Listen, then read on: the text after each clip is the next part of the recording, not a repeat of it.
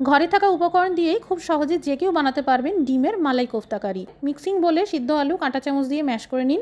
3টে মুরগির ডিম কুসুম সহ গ্রেট করে নিন। 1 চামচ আদা বাটা, 2 চামচ রসুনের পেস্ট, লাল লঙ্কার গুঁড়ো, সামান্য হলুদ গুঁড়ো, আস্ত জিরে দানা, স্বাদ অনুসারে লবণ, 3 থেকে 4 টেবিল চামচ কর্নফ্লাওয়ার পাউডার দিয়ে ভালো করে মেখে নিন। কোফতা তৈরি করে নিন। তেল গরম হয়ে গেলে কোফতাগুলো একে একে ভাজার জন্য দিয়ে দিন। এবার 2 চামচ তেলে ডুমো করে কেটে রাখা পেঁয়াজ আর টমেটো জাস্ট সাঁতলে নিন। গোটা এলাচ, দারচিনি, লবঙ্গ, সামান্য হলুদ আর লবণ দিয়ে দিন। কয়েকটা কাজু বাদাম দিয়ে দিন।